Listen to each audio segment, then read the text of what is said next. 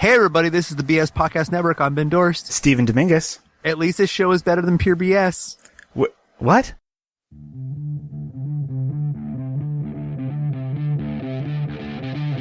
are you? I'm Batman. Who are you? My name is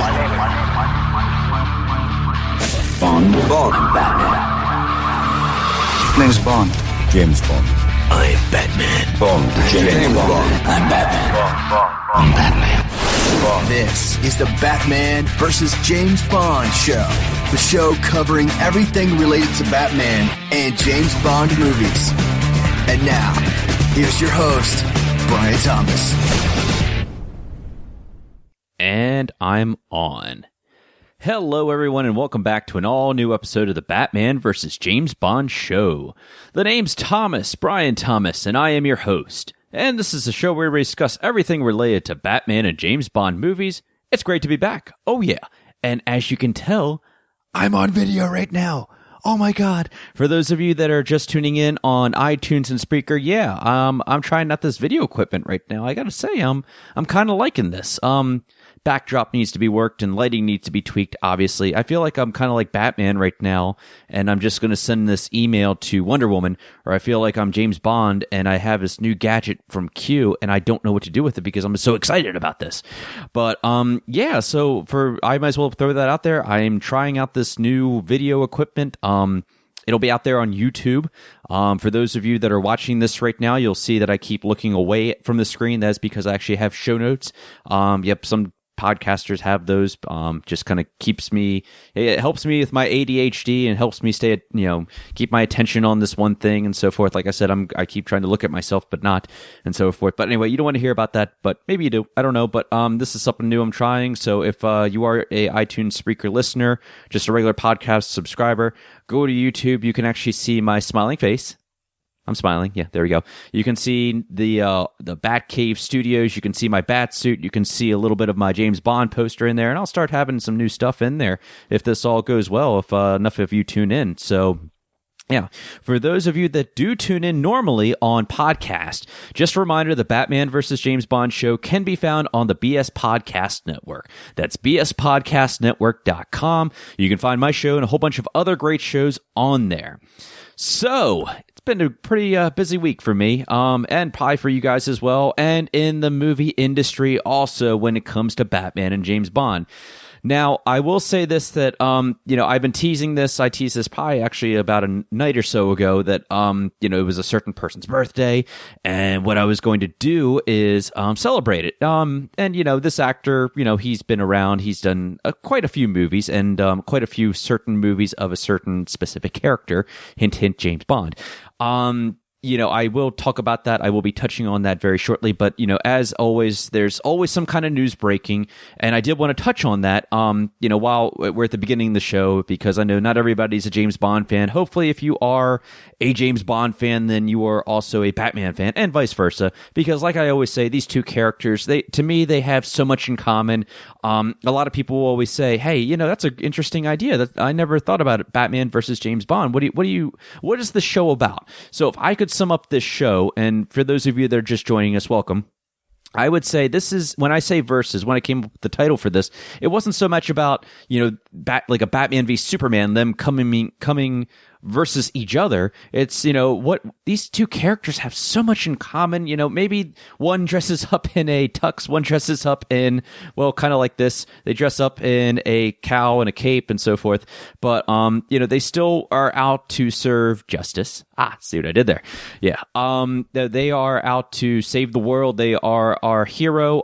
They go about their business kind of the same way. They have allies. There's a lot of similarities there. And that's what this show is all about, and it's just celebrating these movies. It's celebrating Batman movies. My love for Batman movies, our love for Batman movies, love for James Bond. There's a lot of James Bond love out there. I think obviously Batman might be, and sorry, James Bond fans, but I do believe that there is, more fans of the Batman character. I mean, you just say Batman and all of a sudden you think of, you think of the cowl, you think of the symbol. With James Bond, it's like, well, he is a kind of a womanizer. He, you think of the Walther PPK and stuff, and you think of all that kind of stuff. But there is more to those, and that's why I had this show. So let's, for those of you just joining us, like I said, again, welcome. Usually what I like to do is, I like to start with a little bit of news, and then I go and, kind of banter about my own stuff or whatever, and my thoughts and so forth. So that's where we're going with this. So to start off, though, I wanted to touch tonight about some news that did break over this weekend. Nothing like a Saturday night. You're sitting there, you're watching for your eyes only. Yeah, I was watching, I was having a little Roger Moore, James Bond marathon in my own way. And all of a sudden I see online, I'm like, oh my God, Jason Momoa, he just posted something. And I'm looking at Instagram, I'm like, Justice League wrapped filming? Oh my God, it's finished. Justice League is finished. Could this be true? Well, it's very possible, yes, that Justice League has finished wrapping up their filming, and this is actually from the actor. He was on set. To me, that is as big a confirmation as you can possibly get.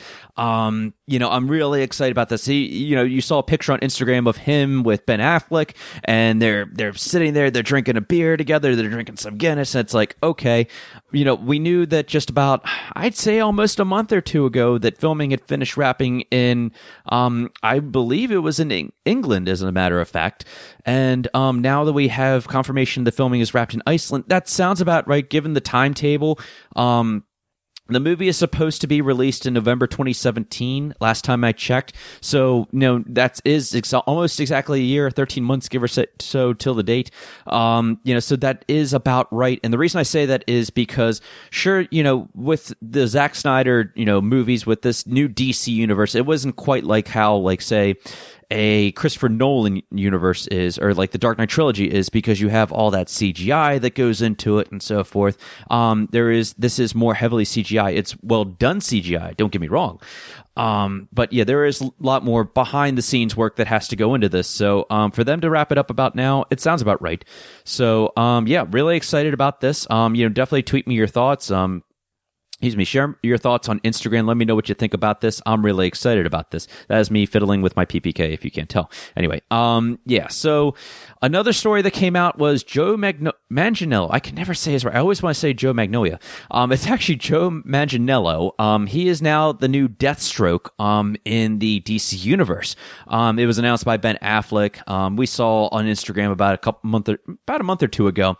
He was announced as being, Deathstroke, and now it was announced by Ben Affleck that he was going to be, the main villain in the new Batman movie. Now, tentatively, it was called The Batman. Okay, it was actually told to us in an interview with Ben Affleck saying, tentatively, it's The Batman. It's a working title. It could change. And, we did talk about this a little bit last week, for those of you that didn't tune in, that, he kind of backpedaled on it almost. It's just saying that, that's what I'm going with right now.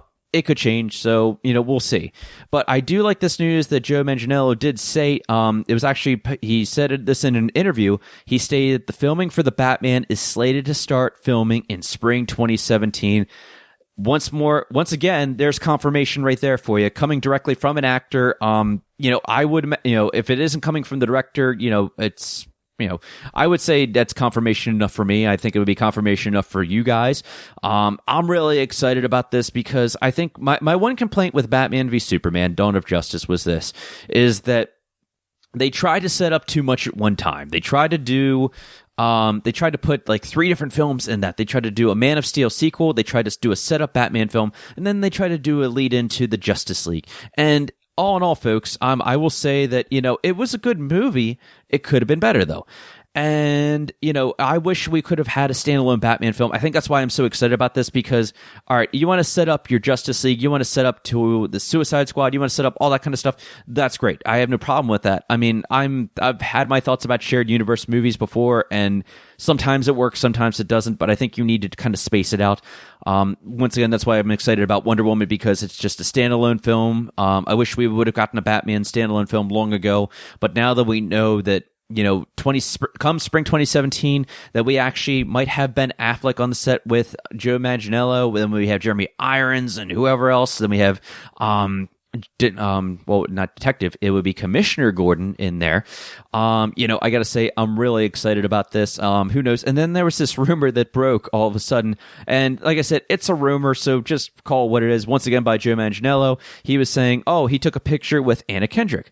So what happened is that, you know, he's, you know, that's what I love now about, you know, the celebrities and actors, that they use social media, and that's how they're telling us their news. That's how they're telling us what's going on, because they know that the power of social media, where if you're just like me, you're as addicted to Instagram, Twitter, and Facebook, you're always checking it all the time.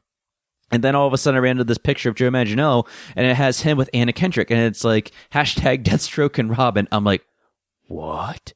Robin? Is this happening? And, you know, of course, everybody on the internet's like going all crazy. I got all crazy. And then I even kind of went back on my picture in my tweet, and I'm like, okay, this is possibly not confirmed. Okay, this could be just an inside joke. Just because, who knows? Because Ben Affleck was working with Anna Kendrick, in the movie The Accountant, and he was also working with his name escapes me, the new Commissioner Gordon. Anyway, yeah, fact checkers, check the name. It's very simple. I don't know why I'm blanking on this, but I am. You know, because all three of them were working in a movie, and maybe by some small chance that she could be Robin. Well, maybe it could happen. Who knows? I'm for it. I mean, if I haven't shared my, thoughts about the Robin character, it's that Batman works alone. At least, in my mind, every Batman iteration, when I'm looking at the movies, he always works alone. I kind of like it that way. I mean, sure, he has Alfred. Alfred is Alfred. I mean, you can't replace Alfred, okay? When, we've had the Batman Forever, we've had Batman and Robin, we've had, that Robin character in there, and it's just like, okay, well, you're bringing on the sidekick, and they touched on that in The Dark Knight Rises, but they kind of used Robin sparingly when they had Joseph Gordon-Levitt as John Blake. Spoiler alert there.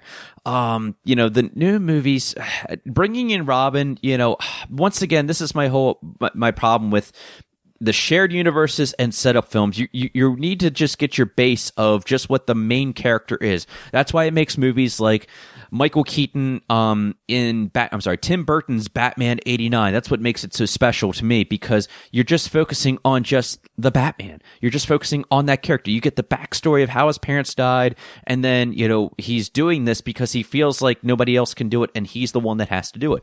With Batman Begins, you see we have even more of a backstory of a realistic backstory, if you will, of what happened with Bruce Wayne's parents, and how he reacts to this, how he goes to Ra's al Ghul, and how he gets the training, and then he wants to stop criminals, and but he doesn't want to be like a criminal. He doesn't want to be just a vigilante. He wants to be the guy who saves the city but doesn't kill. So I'd like to see that with Ben Affleck. When we saw him in Batman v Superman, we already saw he was Batman at one time, but now he kind of retired from Batman. He hung up his cowl, and now he's slowly coming back. He's making kind of like an encore, if you will. But as Alfred put it in there, new rules. And what happened is he started killing. He started branding people in there, and we saw the backstory at the very beginning, kind of rushed in there about how everybody knows by now how Batman's parents died, how Bruce Wayne's parents died, and they were killed in the alley, whether it was by the Joker, whether it was by just Joe Chill, whether it was by somebody else. And I'm talking the movie universe. I'm sure in the comic book universe, there's so many different iterations of it, though, but I can only go by movies because that's my thing. Like I said, I just would like to see more of just focus on the Bruce Wayne character even more. I think there's Ben Affleck, he might not be my favorite actor. He might not be the best actor, but I can definitely tell you that he has a good grip on the Batman character. I loved what he did with Bruce Wayne. I liked really a lot what he did with Batman. I want to see just more of that, and just him versus Deathstroke. By setting up Robin in there, I think that if you want to just slowly introduce her or him, whoever it may be, if you want to save that, that's cool. But I don't want to see that just yet. But that's just my 2 cents. Okay, some other news here for you James Bond fans, switching gears here. I didn't have a chance to talk about this last week, and I did want to talk about this. So it was announced, and we kind of knew this a while back, that Daniel Craig was supposed to be he was supposed to be showing up at the New York Festival this past weekend. I guess it was about, give or take, about 7 days ago, so October 10th, October 11th, give or take, anyway. And what was supposed to happen is, there was a chance that, if you're a Bond fan right now, if you're a Daniel Craig fan, we're all waiting for this announcement of Daniel Craig coming back as James Bond or Daniel Craig not returning as James Bond. Me, I'm in between. I'd like to see him come back, but if he doesn't come back, then that's okay. Honestly, I don't know. But then we hear this news, we hear him at the interview, and he makes this comment, quoted, "As far as I'm concerned, I've got the best job in the world. I'll keep doing it as long as I get a kick out of it. If I were to stop doing it, I would miss it terribly," Craig said. So, this changes things a lot, as a matter of fact, because a year ago, think about where we were. Spectre was just getting ready to premiere a couple weeks from now, and hint, hint, at an episode coming soon, I will be doing a Spectre review. Yeah, you heard right. Spectre review coming soon in a couple weeks. Now, if Craig really does, now, I don't know, maybe Craig's had some time to settle down about this. Maybe he's like, okay, well, I was extremely tired when you guys were asking me all these questions. So imagine if you were injured, and I always use this excuse for Craig. I know I'm sticking up for him, and maybe I should be, maybe I shouldn't be. I have no idea. But if you had your knee injured pretty bad, and you had to go to New York from filming, and I'm talking about the opening scene in Mexico when they were doing the Day of the Dead chase in there, and he injured his knee, but then all of a sudden, you're asked all these questions. Daniel, are you coming back for another Bond? Are you coming back for Bond 25? And it's like, no, I'd rather slash my wrist right now than come back and be James Bond. I'm so tired that it's the last thing I want to think about. Well, maybe and like I said, at the time, maybe he was just so tired that he's just like, the last thing I want to think about is this. It's taking me away from my family. I don't get to see my wife. I think he has kids also, and I just need a breather. So, I mean, yeah, he's shooting a new movie right now. I have no idea what it's called. It's with Adam Driver. And here's a little trivia fact. He actually was, those two did already play it in a film called Star Wars The Force Awakens. The only thing is that, I don't think they really shared any scenes together, but Daniel Craig was a stormtrooper. Look out for him and you'll know what I'm talking about. But yeah, if I saw the whole interview, and I'll try to repost it again for you guys if you haven't seen it already. But this does give us a lot of hope. And I think I saw a side of Daniel Craig that we didn't see a year ago, and it's like the more relaxed. He's up on stage, he's very, just like, oh yeah, I'm just I really love the character, and I miss it terribly, and he was having fun, and I just feel that maybe he's had some time for this to kind of cool down. And, he says that he's working on this play with Barbara Broccoli. Now, for those of you that don't know that, Barbara Broccoli is one of the main producers, along with her stepbrother, Michael G. Wilson. And they've been producing Bond films since, well, at least Barbara Broccoli, the daughter of Cubby Broccoli, has been producing films since GoldenEye, which is since 1995. So to produce a film, or to be in a film or a play produced by the James Bond producer, you might have a little bit of contact there, so to speak. Like you might be friends with them. You might catch the occasional drink. You might catch, you might be talking once in a while and so forth. So this leads me to believe that I wouldn't throw Daniel Craig's name out of being James Bond. I think that, the whole money aspect of this, I think it's BS. I truly do. I think it's just one of those rumors saying, oh, $100 million and, whatever else, and Craig's turned it down because he thinks he's too good for it. No, I think that, maybe money could be an aspect. I think it's more that he was tired, and I really do. And he needs some break from the character. We've seen that before with, like, say, Pierce Brosnan. I think Pierce really did love doing that role. I know I'm going sidetracked here. And I was too young, of course, to be, understand what was going on with Sean Connery and Roger Moore, but I can tell you that you can tell just by watching those movies, especially Sean Connery movies, that he got tired of doing the role. And, doing it, that was at a time when they were doing the movies year after year, almost every other year, or if not back to back. So, and now Bond movies are made every I'd say almost every 2 to 3 years. So for this to happen right away, for Craig to come back, I'd say in another year or two, it wouldn't surprise me if we start getting some more news saying, okay, they're slowly winding him back in. Let's do this. Let's do Bond 25, and that'll be my final Bond film. We'll see. All right, so now to the part that I've been waiting for all week, the part that maybe a few of you have been anticipating, my usual followers out there, you know who you are. Yeah, it's time to celebrate a certain person's birthday. That's right. It is time to celebrate the birthday of the one, the only, Sir Roger Moore, who turns 89, or actually turned 89 this past Friday. Now, I will say this, that, what's funny about this is I had this episode planned, and then all of a sudden this past week I see, a certain other podcast had him as an interview. And trust me, I'm really excited that they were able to interview him. As a matter of fact, it's an excellent interview. It is by James Bond Radio. Definitely go check that out. So I posted the picture on last night, just saying, hey, I'm going to be doing a birthday special for Roger Moore. And I put a note on there, no, this is not an interview, sad face. No, for those of you that haven't checked out the James Bond Radio Show podcast, it is a great show. It is by Tom and I believe it's Tom and Steve, I think it is. And anyway, though, definitely check out that show. They had a great 15-20 minute interview with Sir Roger Moore on his birthday, and Roger Moore seemed like he's such a very stand-up guy. He's a very modest person, if you will. He appreciates well, even going back to Daniel Craig saying, he's tired of it. You could tell that with Roger Moore, he really appreciated what the Bond role did for his career, and he still has lots of love for the Bond franchise. So for those of you that haven't seen any of the old Bond movies, first of all, pause this episode because I will be doing spoilers on movies that are about 30, almost 40 years old.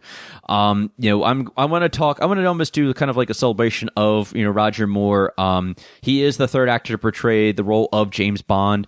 When it comes to Roger Moore, I know that there are sometimes mixed feelings about this because we always say, we're at a time right now where we have your darker comic book movies. You have your Batmans, you have your Avengers, you have your Jason Bournes and your Mission Impossibles, but then you have James Bond, and right now we're at a time where it is a darker, not as much humor. So when we look back at the Roger Moore franchise, it's like, wow, this is an interesting time, starting in 1973, as a matter of fact. No, I'm not doing a history lesson here, but he brought kind of a lighter side of 007.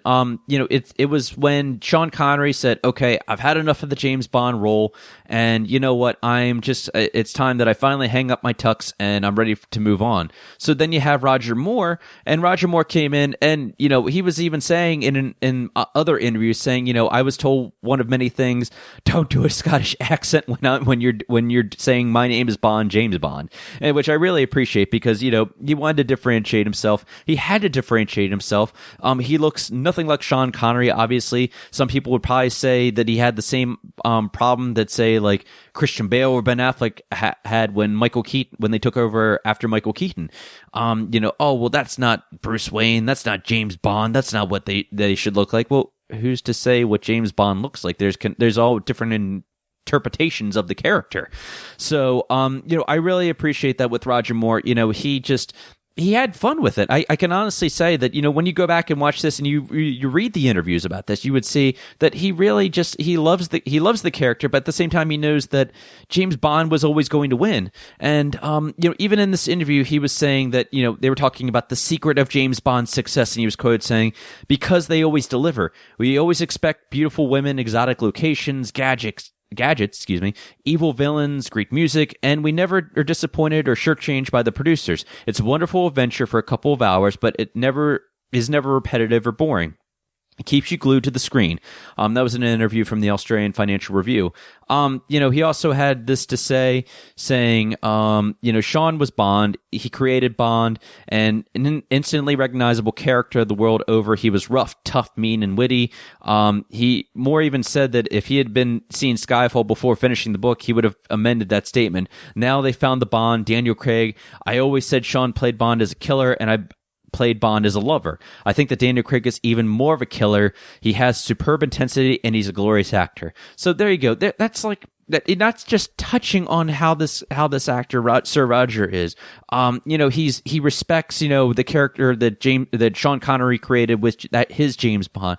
He put his own spin on James Bond, and now that we have years later we have a new James Bond, and he's saying, well, Daniel Craig is still putting his spin on James Bond, and I love that. I really do love that. When it comes to Roger Moore, I mean, here's some fun facts about this. He was actually the oldest person to debut as James Bond. He was age 45 when he was in Live and Let Die in 1973.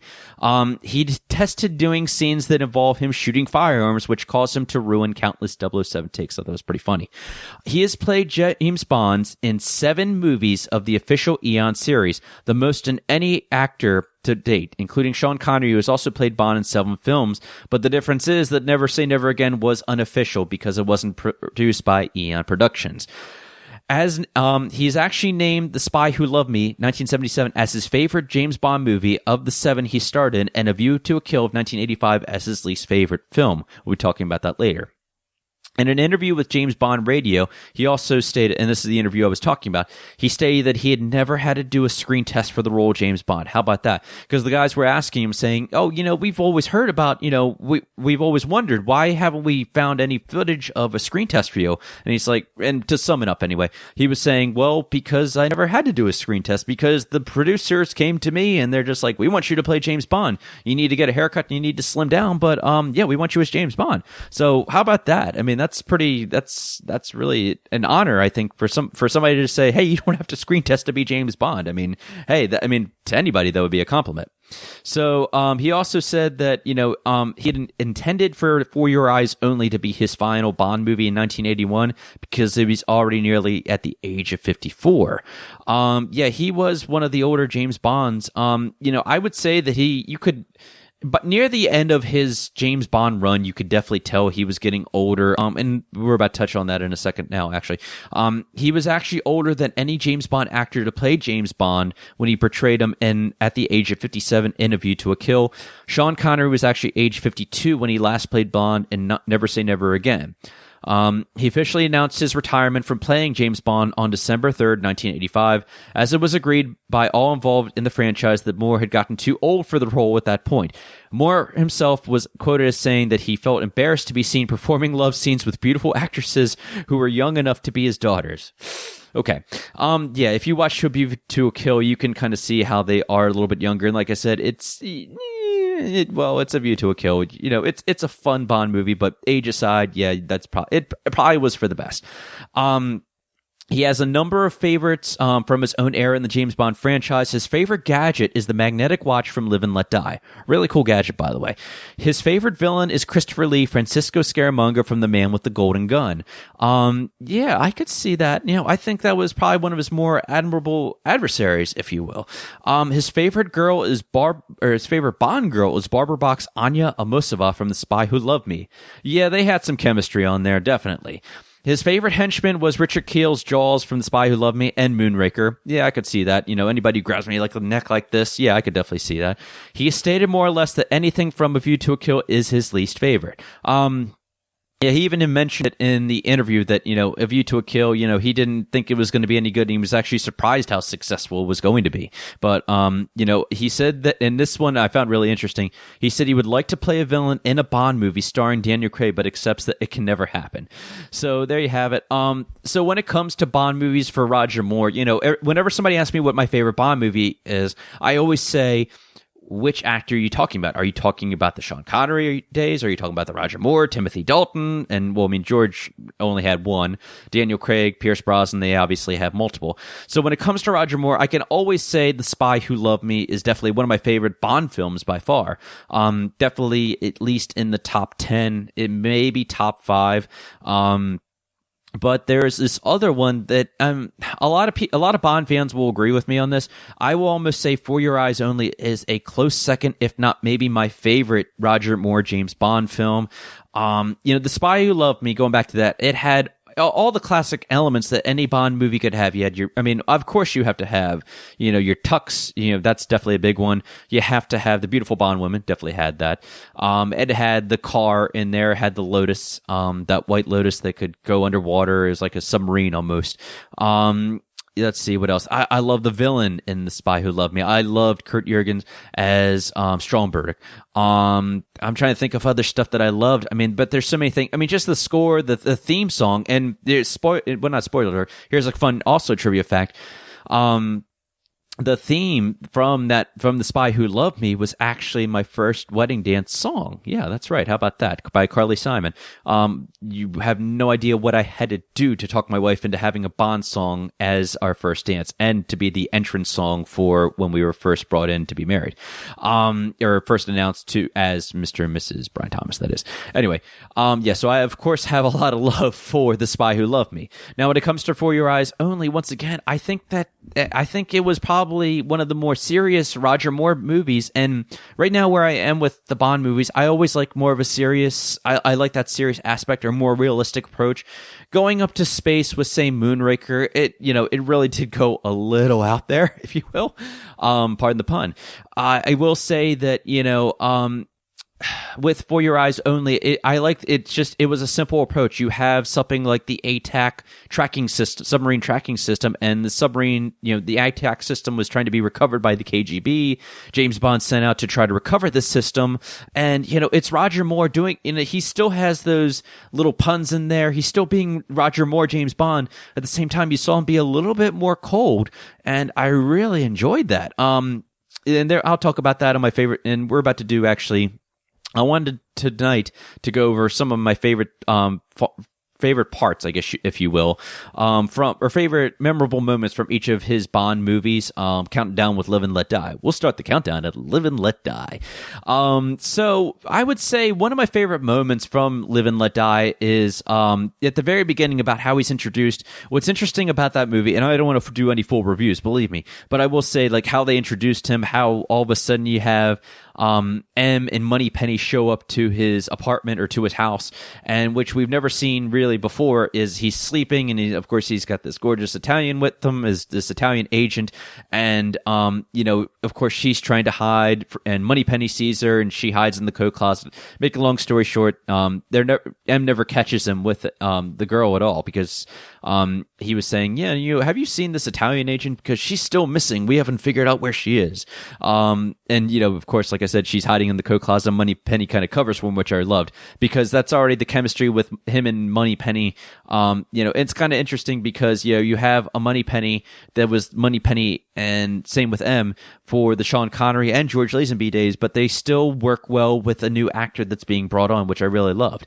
So, after he gets this magnetic watch, which, like I said, is his favorite gadget of all, which is really cool. It's a Rolex, I believe it is, and he opens. It's a magnet, and he twists the knob on it, and he just kind of takes the magnet and just opens the closet door, and then he, the Italian agent doesn't want to leave just yet before he has to fly, and of course he does what James Bond does, or at least that's especially what that Roger Moore James Bond is known for, and He takes the watch, and he takes it on the back of her dress in the zipper, and it slowly undoes the dress, and he says, "Sheer magnetism, darling."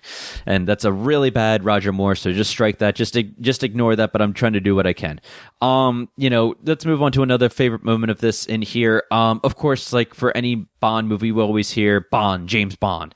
But I liked the approach that they did with Live and Let Die, is that they said, you have Roger Moore introducing himself to Mr. Big, and, he's like, there seems to be a mix-up. My names is for tombstones, baby. And I was like, ooh, you cut him off on his best line. How dare you? But I like that. I like that a lot, because you're putting a new spin on it, because we all know we're waiting for that, for my name is Bond, James Bond. But no, you're just going to cut off, the main character, and you're not going to let him get his punchline. It's like, I like that. That's interesting. That's really cool. And even Roger Moore was like, "Excuse me, how could you do that? Do you know who I am? My name is Bond, James Bond." So I really like that a lot. Let's go into the boat chase. I know I'm skipping around here, but I have to for time purposes. So there's a boat chase in here, and It's I would say it's kind of a simple boat chase, but it was a fun boat chase. And, what I liked about this is that George Harrison, who scored the movie for Live and Let Die, is he was very careful with when he used the Bond theme and when he used music in here, and he kind of saved it for the end of the boat chase. But during this boat chase, we're introduced to a sheriff, and a crazy sheriff, if you will.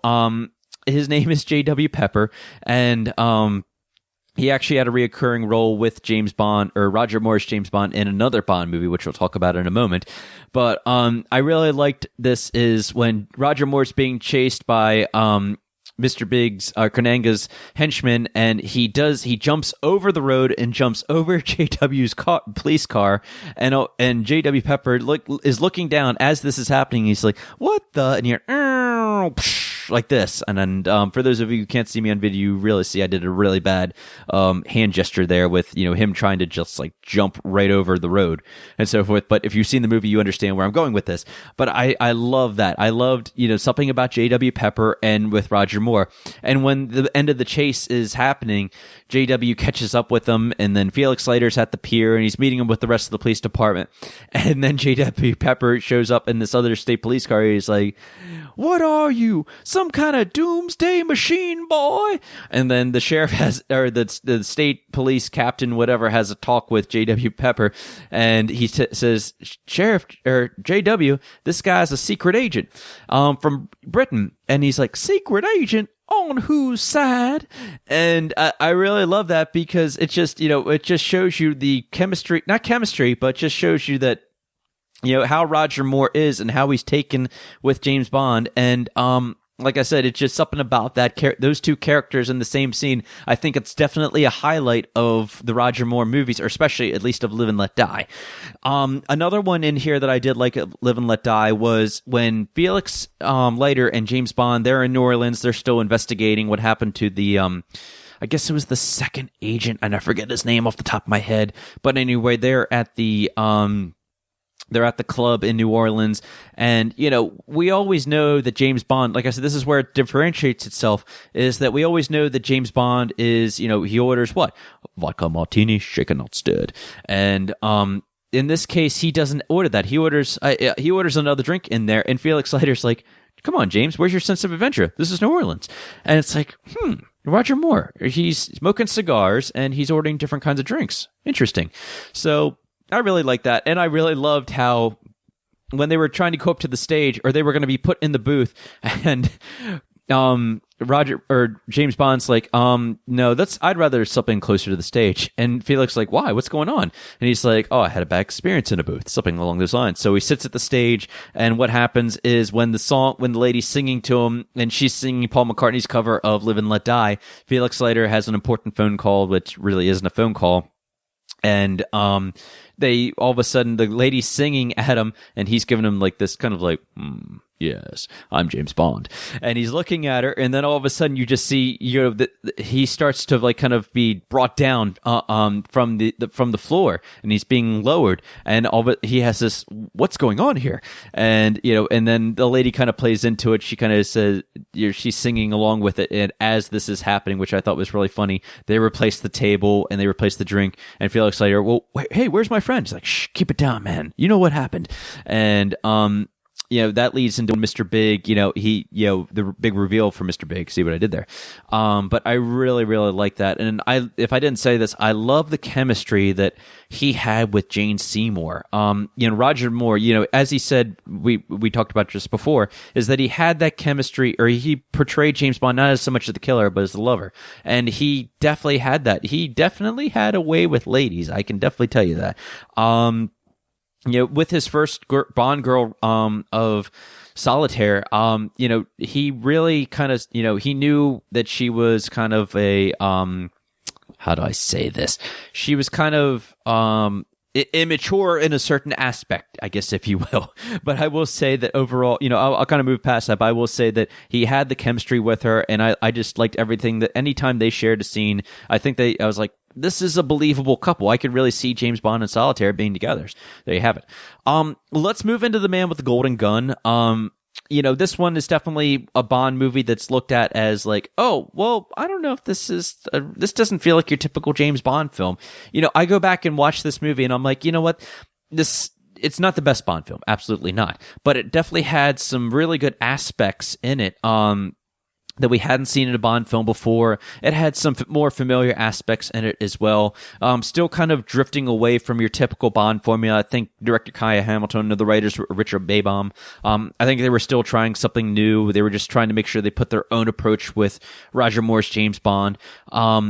One thing I definitely liked in here is that, at the very beginning of the movie, once again, we don't see Roger Moore at the very opening titles, but when we do see him, he's actually entering the office. We finally get to see him in the office at Universal Exports. He gets the mission briefing from M, and M's pretty much saying, hey, Scaramanga has a hit on you, or for $1 million, and you need to just go in hiding in a way.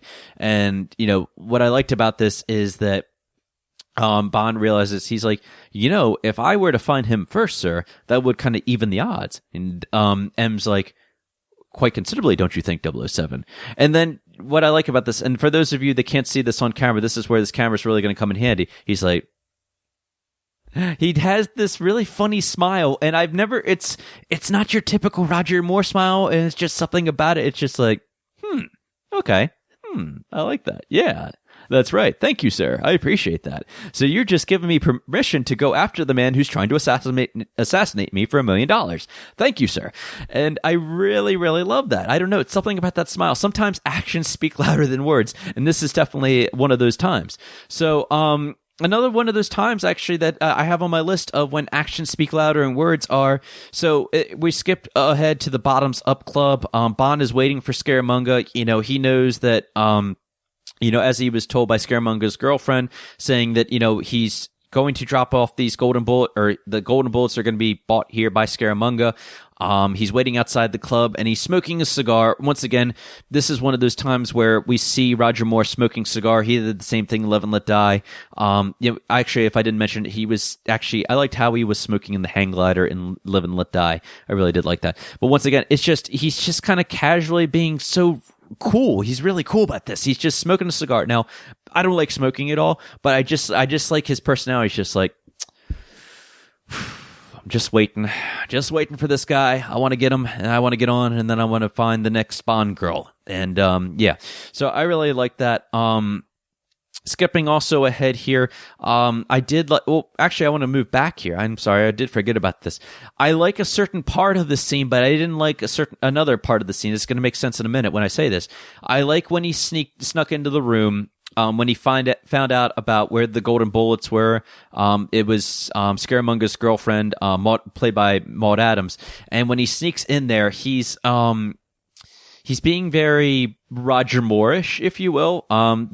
Maud Adams is taking a shower, and he's sneaking up on her, but he's just he doesn't care if he gets noticed at the same time, if you will. Ladies, I'm not, he's just stay with me on this. And if you're a female who's a Bond fan, then you understand with this. But he's just kind of watching her as she's showering, and then all of a sudden she stops the water and turns and realizes that Roger Moore's there. Now, mind you, Roger Moore is being or James Bond is being maybe a little perverted. I don't know, but at the same time, this is a lady who's the girlfriend of an assassin who's trying to kill him. So at the same time, you can kind of not blame him for saying, okay, well, I have no respect for this lady because of, which side she has chosen. But I like when the water stops and she pulls a gun, and he's like, a water pistol. Interesting. And, just the thing that they have there. He was kind of cold there when he did kind of, try and break her arm a little bit. I don't think he would have actually tried to break her arm, but he did hit her around, and I gotta say, I wasn't fond of that. That was like the one time, or any time in James Bond movies when he actually is hitting. I'm not down with that. So that was like I said, that was probably my least favorite part of James Bond, or not just Roger Moore, but I mean, Sean Connery's done it. George Lazenby did the same thing too, but I know I'm going off track here, but but the actual shower part there, I did like that part anyway. And Maud Adams was beautiful in her day, and she still is a beautiful lady. Skipping around here, the car chase in here, it was a simple car chase, kind of very similar to how the boat chase was in Live and Let Die. You have Scaramanga and Nick Nack. They're trying to escape with the not Solaris. It's the stuff for the laser anyway that they had in there at Scaramanga's lair. And Goodnight is in the trunk, and all of a sudden James Bond needs a set of wheels. So what does he do? He goes to an AMC dealer in the middle of China somehow, and guess who's actually getting ready for a test drive? Well, it is none other than J.W. Pepper, Sheriff J.W. Pepper, that is, from Live and Let Die. Now they do their chase, and Sheriff J.W. Pepper is still in full character here. He's like, "Come on, boy, we're gaining on them and stuff." And then, he's like, "We lost them." And then all of a sudden, Bond realizes, hey, there's this bridge back there. But here's the thing. This bridge is not your typical bridge because the center part of this bridge is missing. And it has some kind of a loop on here. But it's something that only James Bond movies can do.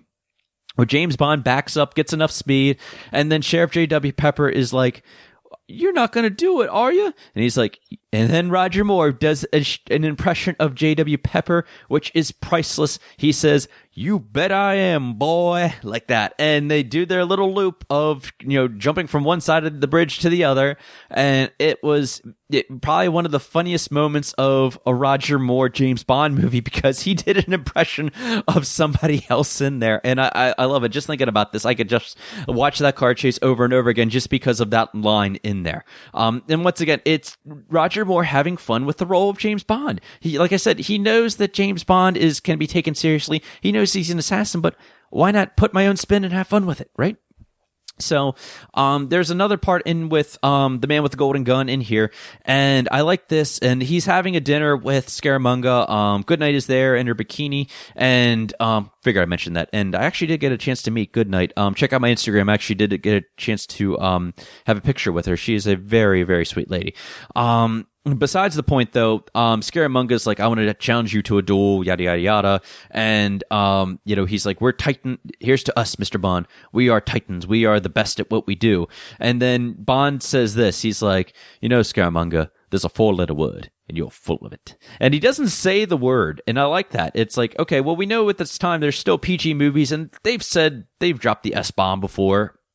But I like when Roger Moore says, "You're full of it. I'm not going to say the word, but I'm going to be very classy. But you're full of it."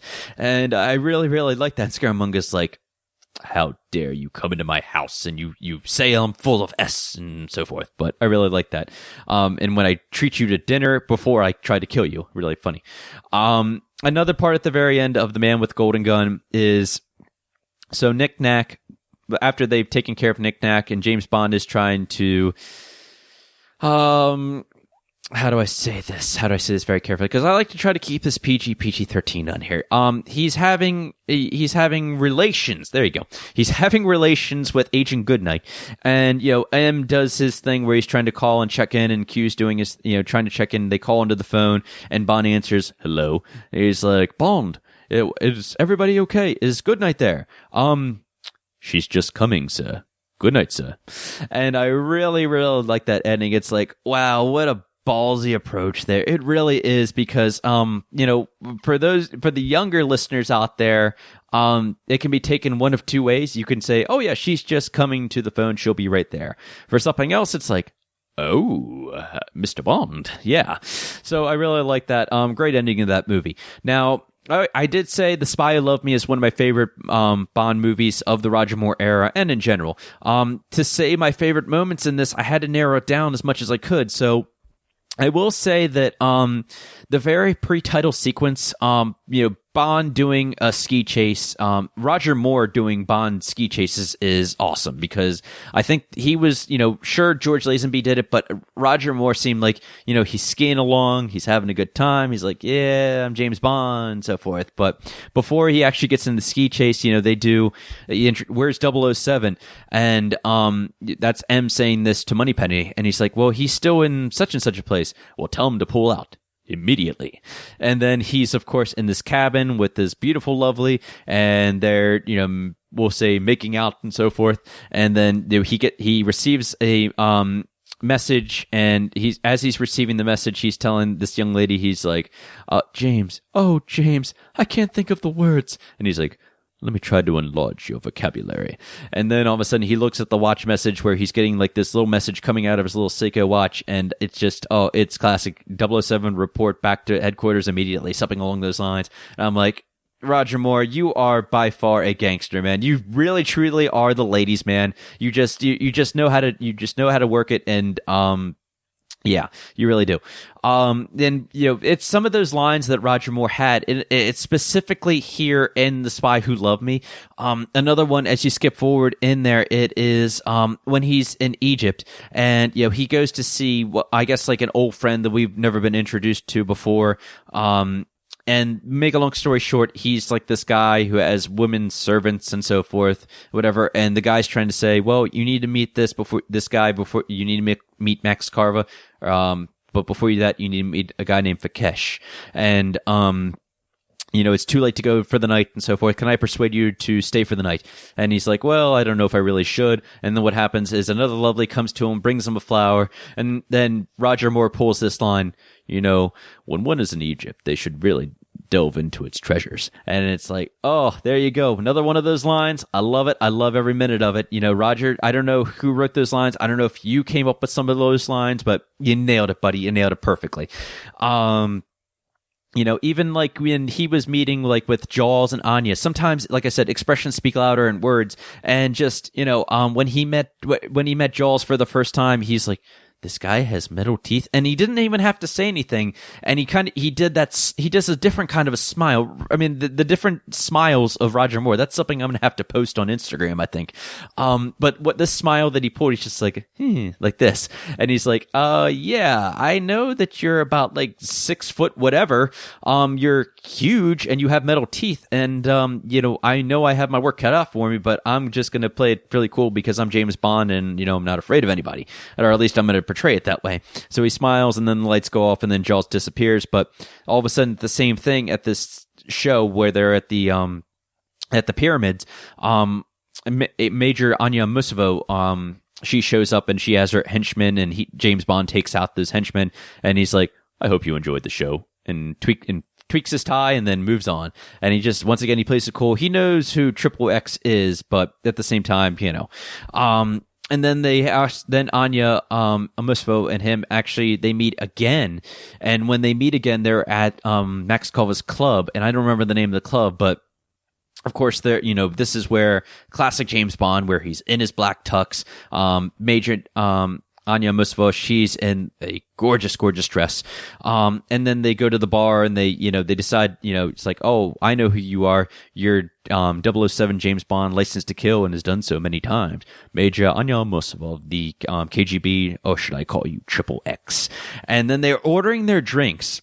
And what I love about this part is one of two things, is because, you're having the opposite person, you're having the Bond girl order the drink, you're having her say the line, which we haven't heard in however many Bond movies since Pi Diamonds Are Forever, I would imagine. Vodka martini, shaken but not stirred. And then the lady will have a whatever, and they order their drinks, and she goes back into her line saying, James Bond 00 licensed to kill and has done so many times, married only once. And then he's like, you've made your point. And she's like, oh, I'm sorry, I didn't know you were so sensitive about certain things. And he's like, about certain things, yes. And then I like that throwback. And this is one of many times where you see that respect the past, embrace the future kind of thing, where they kind of they don't let you forget the past. What I'm talking about is the writers, they're like, okay, Tracy Bond does exist in this Roger Moore Bond era. And I really like that, because they're saying, okay, well, yeah, they say, oh yeah, he was married. And yeah, I am still sensitive about that, because, I was married at one time, and you gotta, don't overdo it, lady, because, I am sentimental about certain things. Anyway, but I really did like that. So eventually they catch up, and they get the microfilm from Jaws, but to make a long story short, they meet in this secret location, and Triple X has the microfilm, and Bond sees Moneypenny, and in this layer, they go in, and he's expecting to see M, but who does he see but General Gogol? And he's like, General Gogol, KGB, what are you doing here? But it just goes into the chemistry about the times of Britain and Russian relations, the Cold War era, and this is very evidently clear in this. And he does, they're watching the microfilm, and he's seeing this, and he does point out something on this, and he's like, "Oh, take a look. Will you zoom in a little bit on that cue? There's that logo. What is that?" And then M's like, "Well done, James." And it's just like, okay, Triple X, you're beautiful, you're gorgeous, and you're very smart and talented. You're a very good agent, but my agent, James Bond, is still one of the best. So don't try to outsmart him. So I really like that. Moving in near the end of the film, we also see a couple things. One, we see his final confrontation with Stromberg. Bond is in his, he's trying to rescue Anya from Stromberg's lair, and Stromberg he's many things. And I've talked about him on villains before, but I say he's one of my favorite James Bond villains. Probably top 10. I know I keep saying that, but it truly is. So he's enjoying this fancy, elegant dinner at this huge table, and he tries to, Bond he's got his Walther PPK, he's in his Navy outfit, his uniform, and he's like, "Where's Anya?" And they're like, "Oh, Russian agent in love with a British agent." Very detente indeed. And then he's like, "Your time's running out, Mr. Bond. Your time's running out, Stromberg." Something along those lines anyway, and I really, really like that. And just how he does that cold kill about how he kills Stromberg. He doesn't just shoot him once, he shoots him multiple times. And I'm like, the cold James Bond is back. And, Roger Moore, while he never played the coldest of James Bonds, he always had those elements in there, and I really, really like that. And, I mean, let's face it, folks, he is a super spy, secret agent. So, when you're licensed to kill, you gotta be kind of cold. With Stromberg, he definitely was. One of the best Bond moments for Roger Moore will easily be, I think that all of us can agree with this, is that at the very end when they escape, and him and Triple X escape Stromberg's lair, they're in that little, I don't know, we'll call it a pod, if you will, that's in the water, and then the British destroyer, battleship, whatever, the pod goes into it, and then you have not only M, you have the defense minister, you have General Gogol, and then you have Q. You have all these four guys and whatever rest of the Navy that are looking at him, and they look in this little glass window of the pod, and what is James Bond doing? Well, he was kissing. He was making out with Major Anya Musova. And then she's like, James. And they're like, Bond, what are you doing? Keeping the British end up, sir. And then he pushes the button, and then the curtains go into it, and then it goes into a different rendition of Carly Simon's Nobody Does It Better, sung by some kind of a different band. But I love that. It was like, this is the perfect ending to this movie. Nobody does it better, yada yada yada. And I'm not going to sing the song, don't worry. But I was like, that, and the more I think about it, I almost want to say Spy Who Loved Me still might be my favorite Roger Moore James Bond film, but I got to keep moving on here. Let's move into Moonraker real quick. I like the opening, the pre-title sequence. No parachute, so you go from a ski chase where you had the parachute, but you're doing the exact opposite, and you're having him with no parachute, and skydiving without a parachute, and then you throw in Jaws chasing after him. I love that, and I love that a lot. I like the opening with when they're in M's office, and they Q gives him this wrist watch kind of thing where it has the darts in it, and it says they're controlled by impulses, the nerve impulses, like this. And he's like, "Thank you, 007." And that's M talking when he shoots at his portrait in his office. And then he's like, there's there's poison tips, there's whatever kind of tips on these darts. And he's like, "Must get them in stores for Christmas." Really like that. Really love that a lot. One of the best scenes, I will say, one of two scenes, and actually between these two characters, it's between Hugo Drax and Roger Moore's James Bond. Now, one of the best ones in here, the first one is when they're shooting the birds, and I forget what the birds are called. Make a long story short, they're hunting these birds, and James Bond goes out, and he knows that Hugo Drax is trying to have him killed while he's trying to investigate what's going on with Moonraker, where this secret Moonraker shuttle is, and then Drax is kind of egging him on, saying, "Hey, come on, try this out." such good sport. And, James Bond, he doesn't know that there's also a sniper that Drax has in one of the trees. And then, he's like, look over there. There's those birds. Shoot, try shooting at them, for make a long story short. And then Bond shoots, but he doesn't hit any birds. And then he's like, Drax is like, you missed, Mr. Bond. And then he's like, psh! And then the body falls out of the tree and it ends up being his henchman. And then Bond's like, did I? I love that. He's like, such good sport. And, excuse me. And so I really love that. I really love that the villain of Hugh Grant Drax it's a great villain, don't get me wrong. But with him and Roger Moore, that it just, I don't know, they kind of had that hidden kind of comedy to him in a way though too. So I really love that. Now that brings me to the end, when him and Drax have their final showdown in the space station. And it got very Star Wars-y there, but despite the fact of suspending disbelief, you still have your typical villain showdown, and you have James Bond unarmed, or so we thought he was.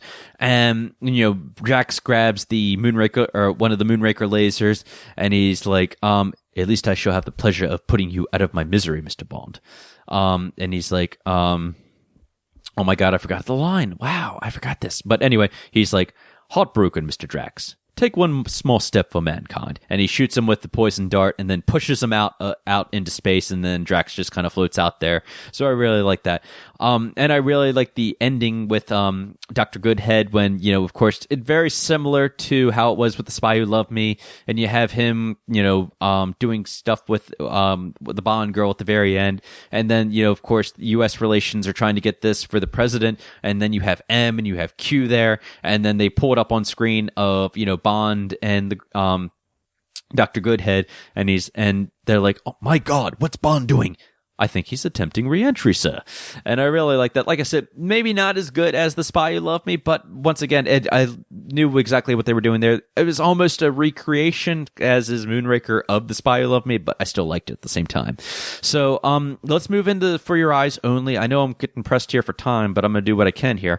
For Your Eyes Only, like I said, one of my favorite Roger Moore Bond movies. It's probably still going to come in number 2, but I will say that there's so many good moments in this. But the opening sequence in here, you have an unnamed Bond villain, but we all know he's Blofeld, and Bond is, he's trapped in this helicopter because Blofeld is controlling it. And he's like, "You're now flying remote control airways," and he's controlling it. He kills the pilot, and he's like just doing like a remote control kind of thing with the helicopter, and Bond is able to take over it before. And it just, once again, the facial expressions of Roger Moore always, they're always great. And then he's like, "Oh, you want to get off, and keep your hair on," and I love that.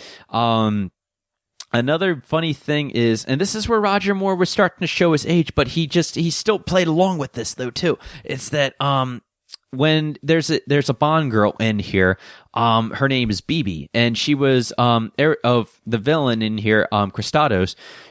It is actually her uncle, and this girl, she was a young figure skater and quite lovely, in fact. But the thing is that she snuck into Bond's hotel room, and as she walks out of there, out of the bathroom, she's in nothing but a towel. She takes the towel off, and Bond's like, "How did you get in here?" And it's like the porter up front knows me and knows me a favor, and he's like, "Well, you should put your clothes back on." She's like, and then he pulls this comment saying, "I don't think your Uncle Harry would approve." He's like, "That's a laugh. He still thinks I'm a virgin." And he's like, "Yes, well, put on your clothes and I'll get you an ice cream." And I was like, okay, this is interesting, because you have typically James Bond would, at least the Bond we would think, he would try to bed the female. But at this time he was saying, okay, I'm older, you're too young. This, if you were a little older, maybe this could happen. But given that, I'm going to say no. Appreciate the offer, but no, absolutely not. This is never going to happen, because the opposite sex would never survive. I like that line in there too. That was a great moment, which also leads into the moment where Bond kind of goes off and he's about to meet with Luigi, and it ends up being in one spectacular ski chase, probably one of the best ski chases in any Bond movie I've ever seen before. this ski chase is interesting because you have Bond with just his skis. He has the one pole. He's being chased by Locke and his henchmen and the other guy, the other KGB agent, the biathlon guy, whatever his name is, Krieger, Eric Kriegler, I think it is. And anyway, though, he goes down. They're having this ski chase. There's all kinds of things going on. There's a bobsled chase. There's a I have to save this for review because of time purposes. But there's the dirt bikes, bobsled chase, ski chase, all rolled into one, and I loved it. I love it every moment. Once again, about being a little bit darker is that when he meets, skipping ahead here for time purposes, like I said, when he meets Countess Lizel, I think he is in Greece, if I'm not mistaken. He's trying to find out what's going on with what's it? Not Christados, but with what's his name? Oh my God. Not Friera. My goodness. Mind drawing blank. Anyway, so he's trying to find out what's going on with this, trying to find out who has the ATAC tracking system. He stays the night with Countess Lizel, and then Locke ends up tracking. They're walking on the beach, and Locke chases them. Actually, 3 of these like little beach buggy car vehicles, and all of a sudden Locke takes out Countess. Bond is able to take care at least of one of the bad guys, and then Locke kind of gets him. And so does the henchman. But before that, you see him go over to Countess, and he's like, Lizel, and then he checks on her, and then it just has this goodbye, Countess, like this, and it's just like, yeah, occupational hazard, if you will, I guess you can say. And it's like, that's the thing about being like kind of that second Bond girl. Unfortunately, 9 times out of 10 that if you are a second Bond girl in a Bond movie, that you end up dying, unfortunately. But it was just that he was kind of cold about that. It's like, goodbye, Countess, like that. So I really like that. And showing once again about how cold he was. One of the best sequences in For Your Eyes Only was he does finally track down Locke, and, he ends up having this scene where Locke is trying to escape in the car. He's driving up this hill on this mountaintop or whatever, and it's not a car chase, but Roger Moore is running up these stairs, and he's running at a decent pace, I would say. It's not like a super fast pace, but he's running just, like I said, he's like in his 50s, mind you. He's probably like, I guess, 54, give or take. And he's running up the stairs, and all of a sudden, he gets ahead of Locke, and then he takes his gun, and I'm going to try to do it in the screen. He's like this. He's like this. And he just kind of has that typical Roger Moore. Now, when Roger Moore holds a gun, he holds it in the Walther in the one hand, but he takes his hand and holds it at his wrist. That's something, I guess that's his particular way of holding his Walther. And I loved it. And he sets aim, he has his stance there, and he shoots at Locke, and he shoots him, he shoots the gun, give or take 3 times, and hits Locke in the shoulder. Locke loses control and goes to the edge of this rock, to the edge of this mountain. And then the car is about balancing just enough where it doesn't fall over the cliff. And then Moore just kind of slowly walks over to him, and he says, "You left this with Ferrara, I believe." And then hands him the white dove, and then just tosses the pin into the car. All of a sudden, the car slowly starts creeping over there. Locke has his "oh snap" face, and then what does James Bond do? But he kicks the car off the cliff. That's right, he kicks the car off the cliff without hesitation. And I was like, cold, so cold-blooded, but that's 007 for you. And I was like, that's that element of, how cold that this Bond, Roger Moore's Bond could be. He never was all the time, but he did have that, he had those moments. But he did have his typical Roger Moore quote at the end saying he had no head for heights. And then, I really like that a lot. And the ending of For Your Eyes Only was great because they get with the ATAC tracking system. He finally gets it. Christados is now dead. General Gogol was trying to retrieve it so he can take it back for the KGB, for Russia. I guess try to use it for whatever purposes they have. Make a long story short, Roger Moore, James Bond, decides to throw the ATAC tracking system over top of the mountain, another mountain cliff, mind you. And then he says to General Gogol, he's like, "That's détente, comrade. You don't have it. I don't have it." And then he just kind of, Gogol kind of is like, he laughs.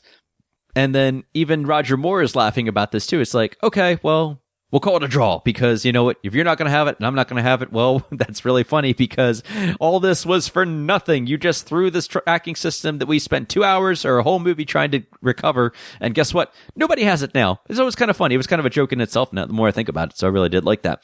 Highlights of Octopussy, moving into that. I think we can all agree that the opening pre-title sequence, Roger Moore, of course, had a lot, even though he's done a lot of James Bond movies, but his little, I guess, Quinjet, or his little jet that he had at the very beginning, really liked that. Best scene out of Octopussy by far is the backgammon scene. It was actually in the interview on James Bond Radio. I know I keep going back to this. Definitely check out that interview. But apparently, Roger Moore was saying that he loved playing backgammon, and Albert Cubby Broccoli, loved playing backgammon on the set of James Bond movies.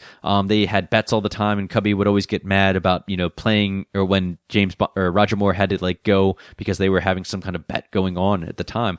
But so they actually, I guess they decided to take that and they put backgammon in a James Bond movie finally.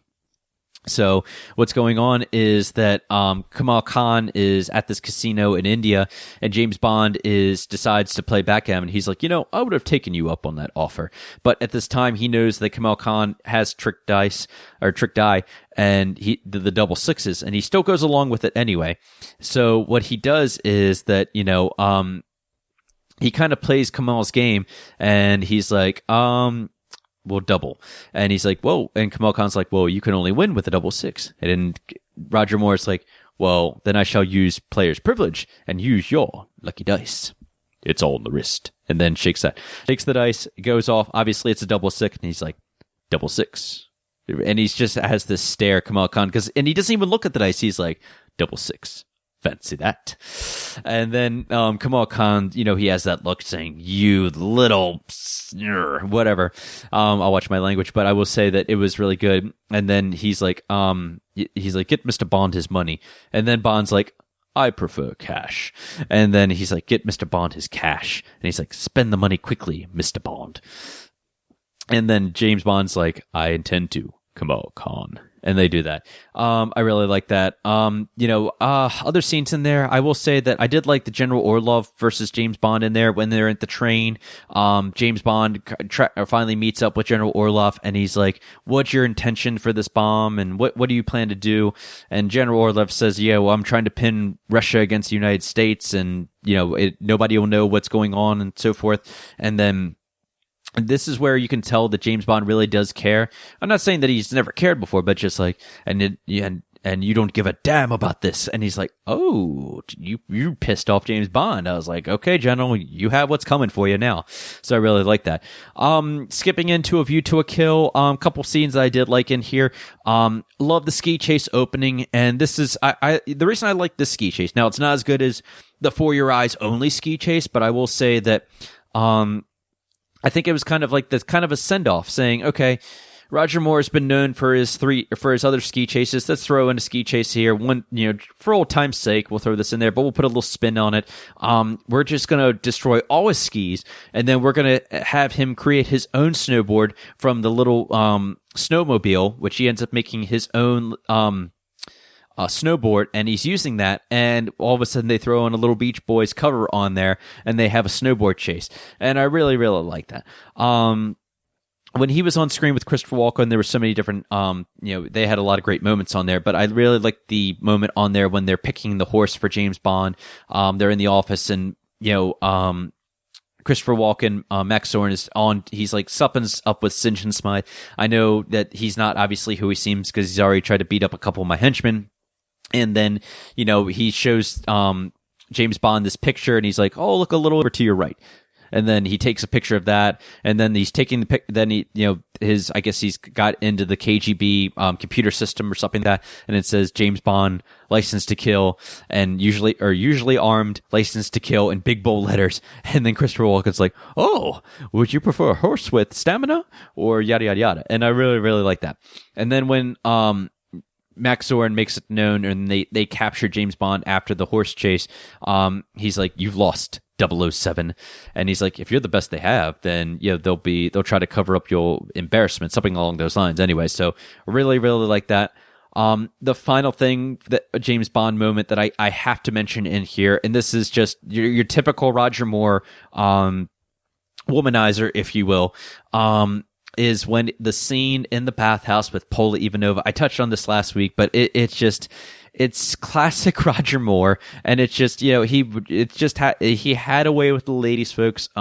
It's like, okay, well, I'm meeting up again with this Russian agent that I've known before, and we're in the bathhouse, and it's Roger Moore being Roger Moore, but I really love that scene in there. So, happy birthday to you, Sir Roger Moore. Happy 89th birthday, that is, and many more. And thank you for everything you've done for the James Bond franchise and all those great Bond moments that you've had. Real quick, as I wrap this up here, a couple other birthdays. Celebrating a birthday on October 20th is Thomas Newman, who did the scores for Skyfall and for Spectre. Two wonderful, wonderful scores. We'll have a chance to talk about them. I'm going to be planning a musical score, Bond episode or Batman episode also. If you haven't had a chance to check out those scores, amazing scores, lots of great sounds in that. Not just of the James Bond theme. I mean, of course, he put lots of great spins on the James Bond theme, but he also has some really great original music in there. One particular off the top of my head is Adrenaline. A great song from the Skyfall soundtrack, so definitely check that out. And Ken Watanabe, who played the impersonator Ra's al Ghul. He celebrates a birthday on October 21st. He was in Batman Begins. When I say impersonator, I'm just kind of leave it there for those of you that have never watched Batman Begins. So let's move into the final part of the show, where we compare movies of the Batman or James Bond universes versus other franchises in the same wheelhouse. Now, here's the deal. I forgot to post the versus last week because it was just one of those weeks where there was so many little things going on behind the scenes. But so I've decided that we're going to have a versus on here of Roger Moore movies because it is Sir Roger's birthday, or was Sir Roger's birthday. This is kind of a Sir Roger episode anyway. It will be The Spy Who Loved Me versus For Your Eyes Only. And I might add in Live and Let Die in there because I know there's a lot of Live and Let Die fans out there. So I will post this on Twitter and I will post it on Instagram. Make sure that you cast your vote because your vote counts, and I'd love to hear what you guys have to say. So that about wraps it up for this episode of the Batman vs. James Bond show. Please subscribe on iTunes and rate it 5 stars and leave a nice little review for me on there. Thank you. Follow me on social media, all the various social media networks, Twitter, Facebook, Instagram, at Batman vs. Bond. Follow the show on the BS Podcast Network. It's bspodcastnetwork.com. Also, be sure to check out all the other great programming on there, including Pure BS Podcast, Science Fiction Podcast, and Horribly Awkward Podcast. Like James Bond, I will return. Until next time, I'm Brian Thomas. Thanks for listening, everybody, and have a great week, everyone. Peace out.